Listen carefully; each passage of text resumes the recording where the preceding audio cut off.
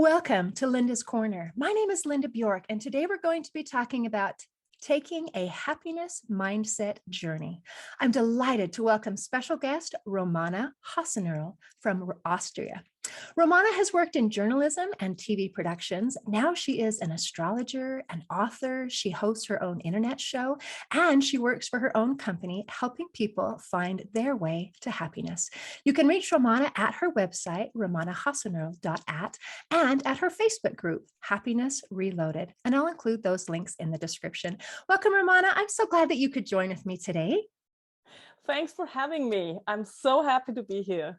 I am delighted to be talking about happiness and how much that matters.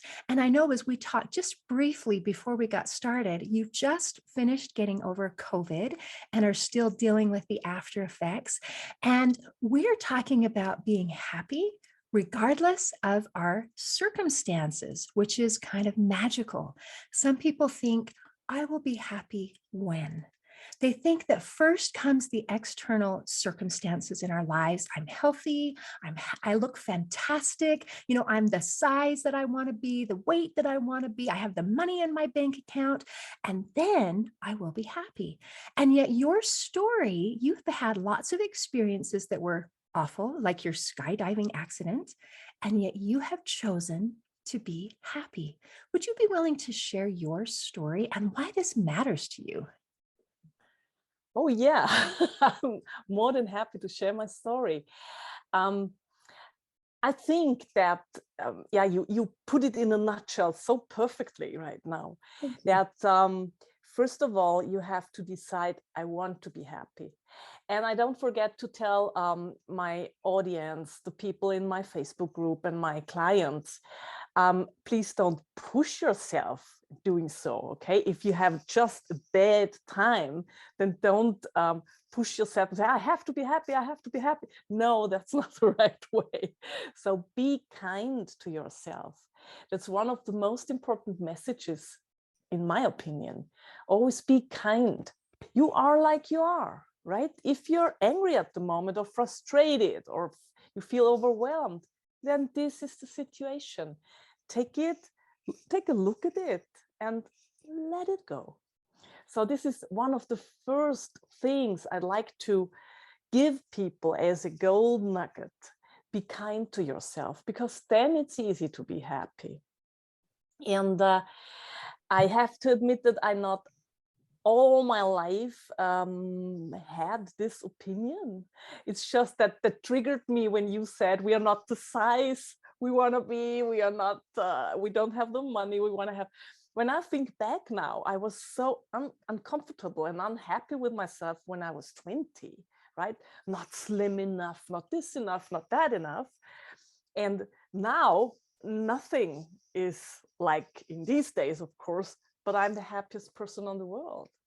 So there was a shift in life, and that happened with a bad skydiving accident. You wouldn't imagine that something like that can be a gift, right? So what happened was that it's, of course, a pilot's mistake. Most skydiving accidents don't happen because the air is bad or something like that.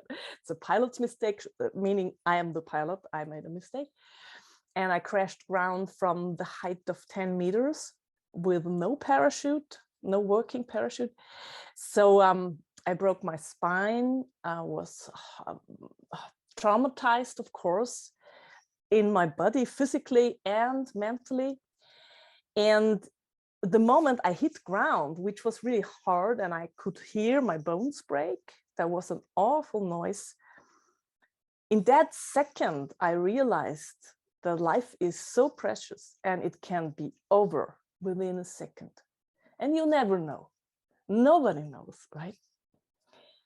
So before, my life was all about, of course, skydiving was a big chapter, all about skydiving. Work enough to earn enough money to do that skydiving stuff and be good at it and be in that group and belong to that group and function in your job.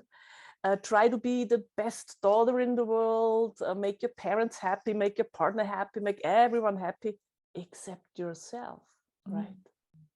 most of the time we forget about ourselves. And in that very moment, hitting the ground, I realized that can't be it. There has to be more in life, right? A fulfilling life story, something you want to give people, living your dream. What is your dream? What if it had been over, right? Have I done everything I wanted to do in life? No, I haven't. So that started a massive thinking process, a massive self-development process. And the funny thing is that I wasn't fully aware of that. It just started processing in myself. So for me, looking back, it's like kind of life wanted me on a very special track. I didn't get on this track. So life said, hey, come on, let's help her, give her a little push to put her on the right track. Push out of an airplane.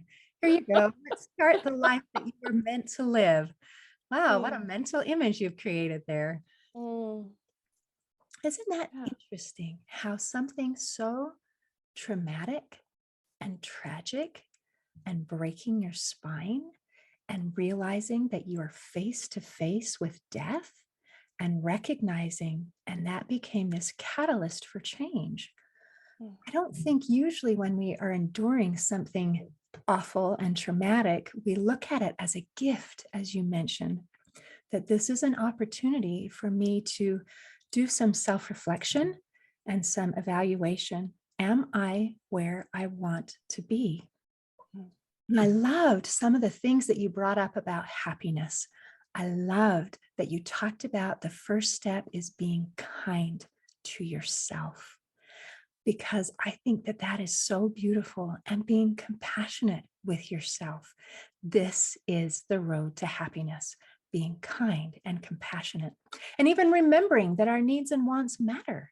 I loved how you mentioned that we naturally, instinctively try to help make other people happy and please them. And we forget about ourselves, which in some ways you might think, oh, that's wonderful, you're being selfless. But it's not. It's making it so that what we have to give is not our best.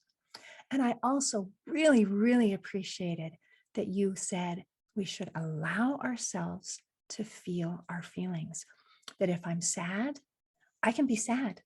I don't have to pretend that I'm happy. Like the movie of Inside Out, how Joy was trying to, no, we're just supposed to be joyful all the time. And that's not what we're talking about. We're talking about that true, authentic joy. And we can have that deep joy and that fulfillment, even if we're having a bad day, even if we're sad, even if we're grieving, even if we're hurting, and knowing that those feelings are going to flow through us and then they will pass on. And we will be deeper and richer because of it. We don't have to pretend to be happy in order to be joyful, right? That's exactly the thing, right? That it is. And that's what I call a happiness mindset. I always say it's like a thick mattress. And if you stumble in life, you just fall very soft on that big thing, that happiness mindset. It helps you to get over things that at the first sight, of course, might look terrifying, overwhelming, too much. It happened to me that I lost my job when I was 44. And that is, of course, overwhelming. And I would never, ever tell a client of mine, oh, just be happy. Life knows what it's doing. People can't stand that talk if they are in an inner crisis. That's no good at all. And that's what I realized, because I didn't expect it, that I get fired. Oh my God, that's like, it was my dream job. And I thought I'd grow old there, right? Until I'm 65, we're gonna sit there, be the director's assistant, and I love the job. And it's like very energetic. It's a fast job. That's what I like. And so when I got fired, which really happened overnight, I was devastated. I couldn't believe it. The circumstances were weird and awful. No one talked to me. It was that situation you normally get in movies, right? You get back home a letter which says, bye-bye and good luck. So at the first moment, my feelings were like mixed.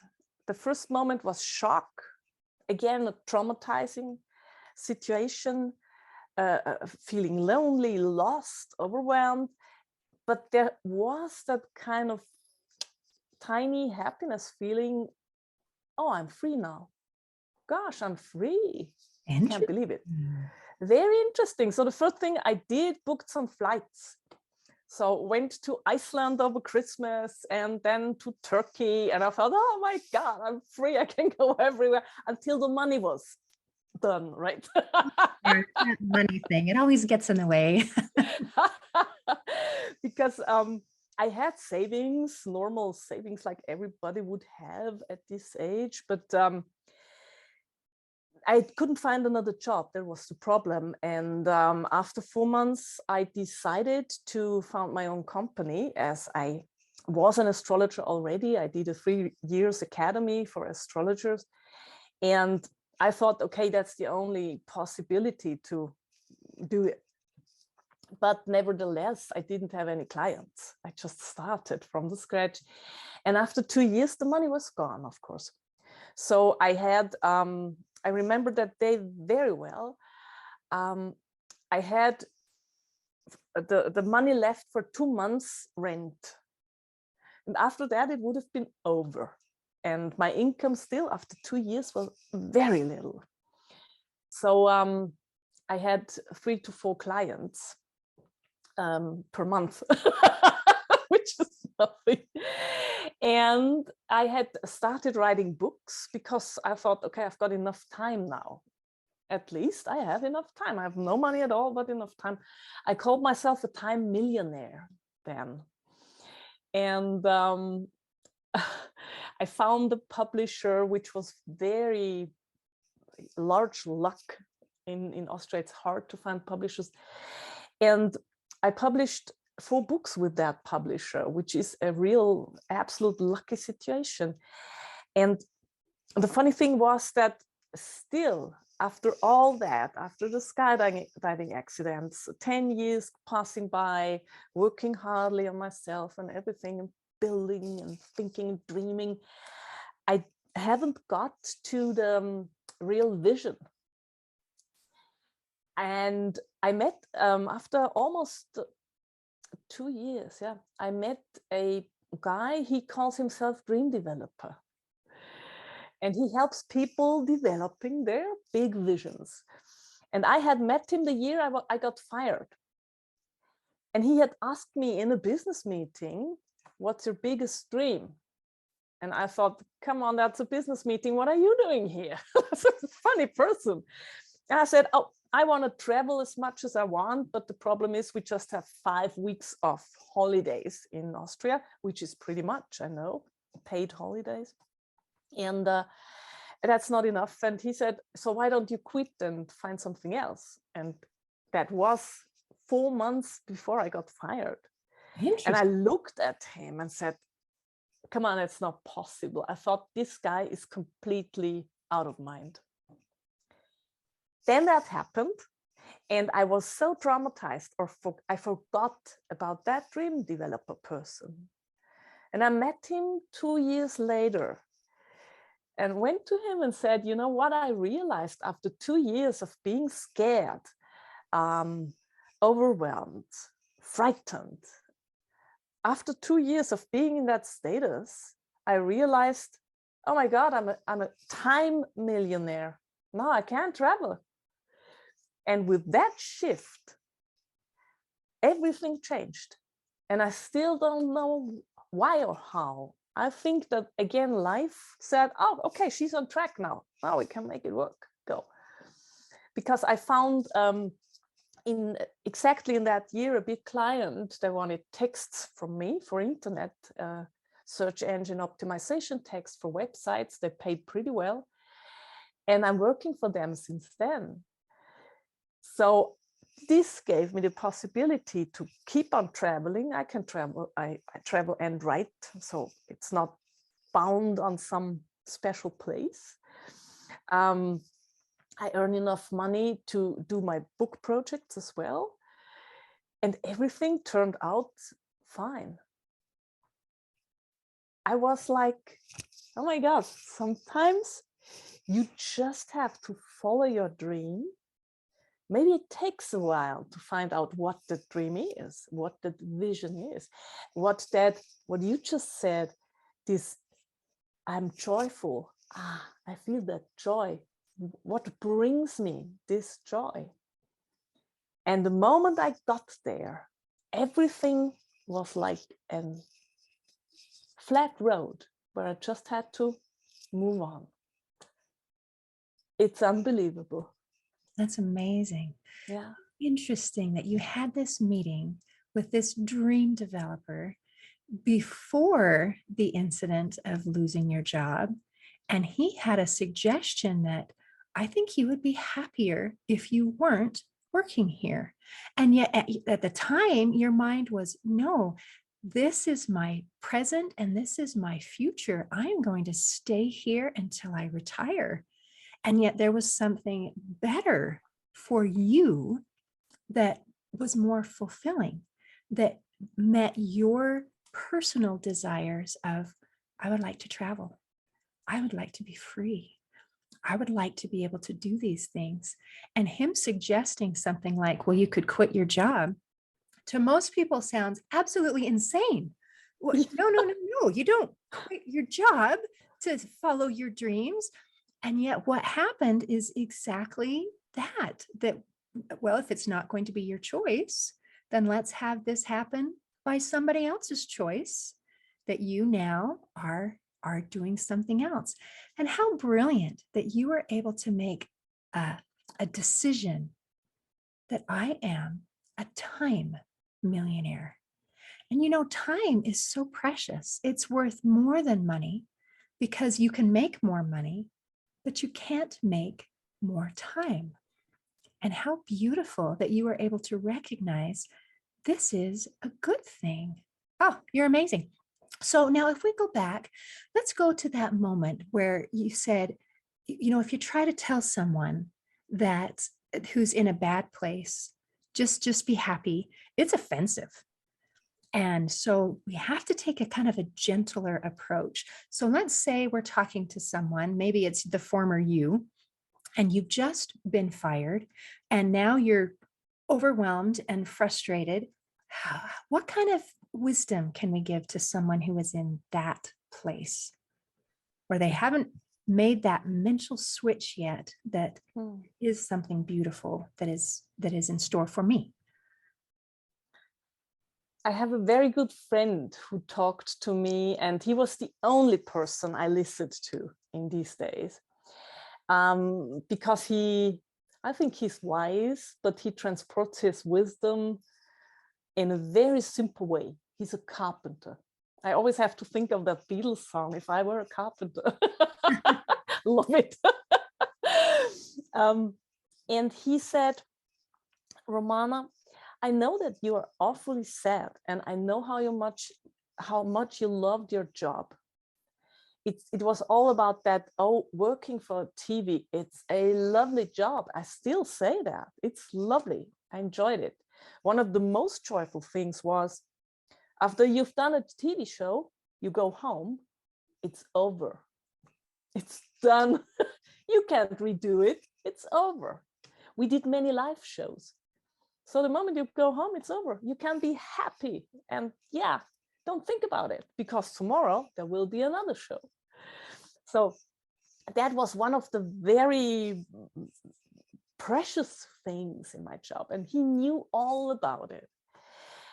And he said, I promise you from my deepest heart, there will come a day, and it's not too far away, where you will not only be thankful for being fired. No, you want to send flowers. You want to send flowers to the person who fired you.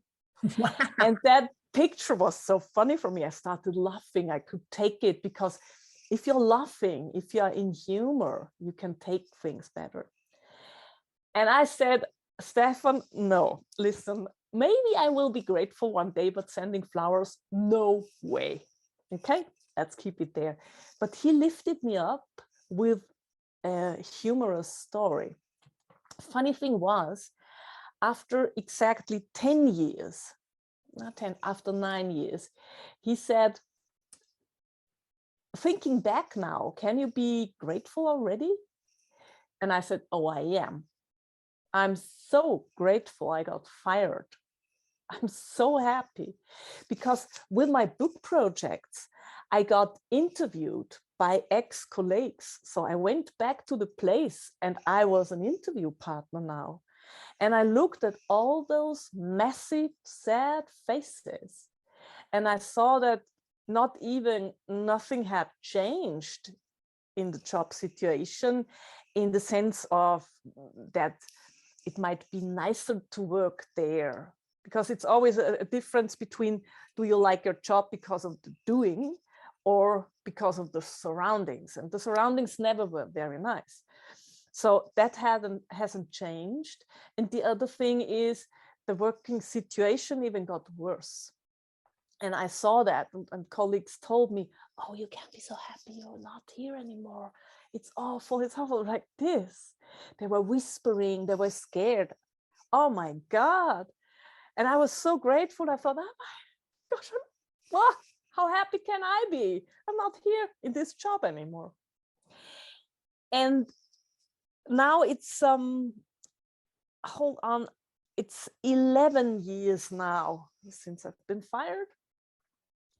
And I just called Stefan a few days ago, and I told him, listen, I know it sounds crazy, but I like to send flowers. Now, after 11 years, I'm there. I want to send flowers, because this person should know that no matter if he meant it mean or good or meant nothing at all, that I am in a much better situation now. Wow, what an incredible experience. Mm. How amazing that you were able to go back to the TV studio. This time you're on the other side of the camera, and to be able to see their faces and to recognize, I am in a better place. I am happier. I am successful. I am all the things that I want to be. And I'm truly grateful. What an amazing opportunity of insight that you were able to have. And I thought your comment when Stefan said 9 years later, are you feeling happy about this already? And the word already kind of just caught me. It's like 9 years seems like kind of a long time. And yet, I guess in our lives, it really is short to be able to say, within this time, I transformed into something beautiful. And if you had stayed, which was your original intent, I'm just going to stay here until I retire, you would never know what was on the other side. But you had to go through some ups and downs to be able to get there. I'm so glad that you had a wonderful friend to be able to help you to laugh and to see it with a different perspective. And I also love that you mentioned there weren't a lot of people that you were willing to listen to at that point, because I so agree with that. We're not always ready to listen to someone, maybe because of their message or maybe because of the presentation and who is delivering it. But there was something special about him that made you be willing to open your mind to listen. And I would love to be that kind of person, someone that people are willing to listen to when they're not in a good place. Can you help us understand what he did that made him feel safe to you? First of all, it's because I know him and I gave him that position, of course. I think he's wise. the other thing was the humorous touch of the whole story. So I think, again, that a joyful, humorous, happy side of things helps us a lot. And yeah, this got me, that was mostly the thing that got me, because all the other persons I've been talking to, and these weren't many, were very serious about always trying to give me, not, I don't call that support. It's more, why don't you do this and that? So they came up with the job ideas. I thought, did you ever listen to me in the last 40 years like this? Of course, they wanted to be helpful. People came up with that saying, I don't know if you say it the same in English, but if one door closes, another will open. And I thought, oh my God, that must be a storm outside if it goes like bam, bam, bam, bam, like this. Because it's not true. It's not true when you are in that situation that you, first of all, see the opening doors, and it's not true that they instantly open. Sometimes it takes its time. But I realized that many people don't have the time to listen to a desperate person. They can't stand it when people are sad. And that's why they start saying stuff like that. So I think the most helpful thing with this friend was that he could stand it. I even cried. I guess I never in my life cried that much in a row because of that job. And that wasn't about the money. It was really about, oh my God, I love it so much. I think that gave me a lot of insight of how I work with people nowadays, that I know if someone starts crying, which happens in astrological sessions.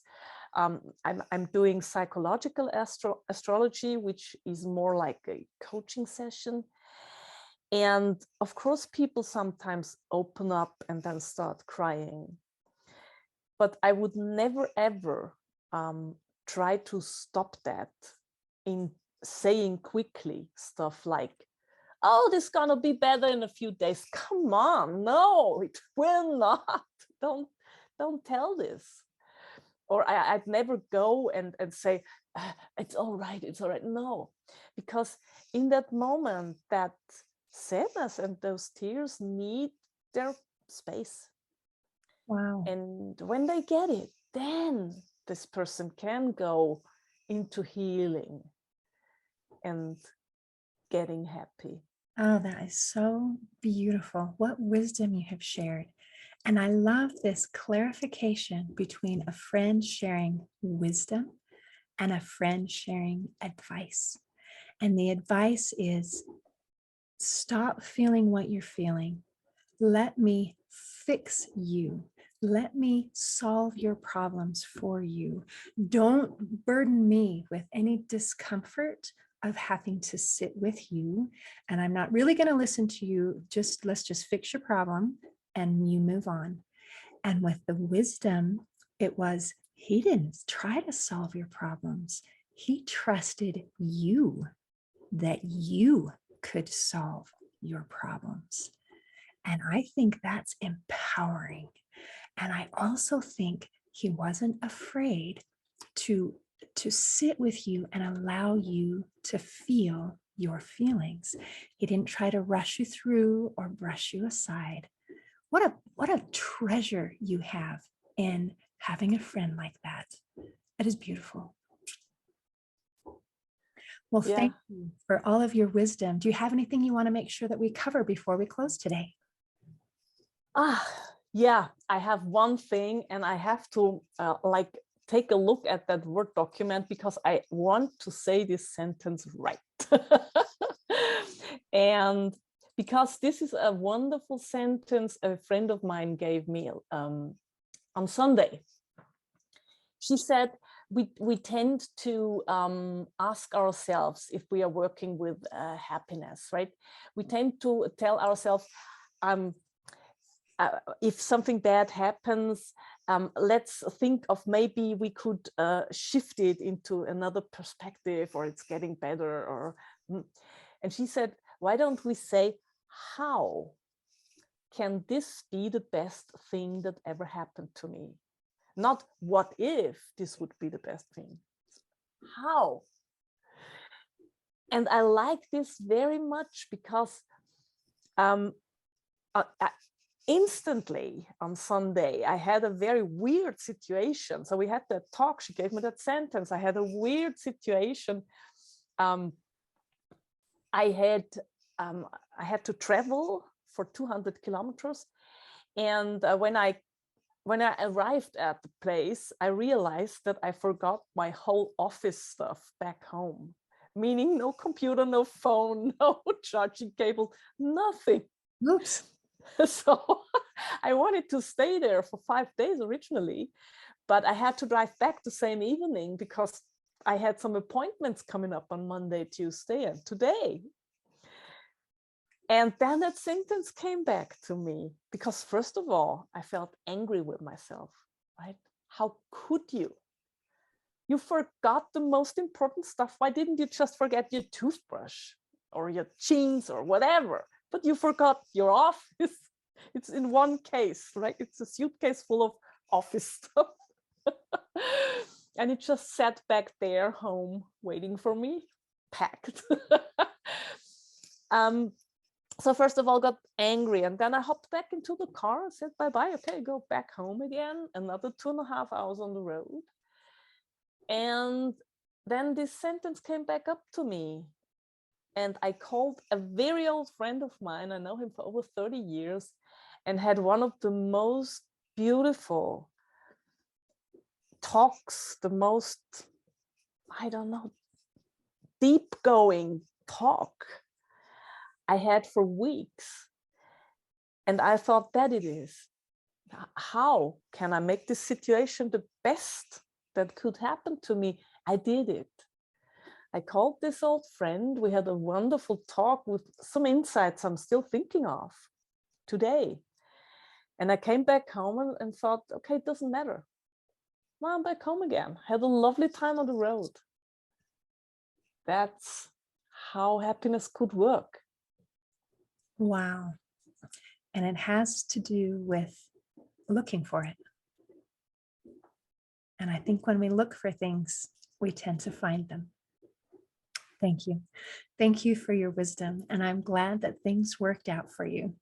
I really appreciate you visiting with me today. Thank you so much for having me. Wonderful. It's been a pleasure.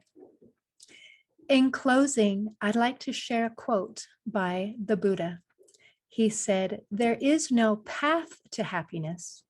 Happiness is the path." Today, I invite you to walk the path of happiness. See you next time on Linda's Corner. Thanks for listening. If you enjoyed this episode of Linda's Corner, please share and subscribe to help us reach new listeners. I also invite you to check out my nonprofit, Hope for Healing, at the website hopeforhealingfoundation.org for free ebooks, free audiobooks, and other free resources to help increase happiness, build confidence and self-esteem, strengthen relationships, manage stress, and calm feelings of depression and anxiety. I also invite you to grab a copy of one of my books, like Crushed, A Journey Through Depression, or Amazon bestseller, You Got This, an action plan to calm fear, anxiety, worry, and stress. See you next time on Linda's Corner.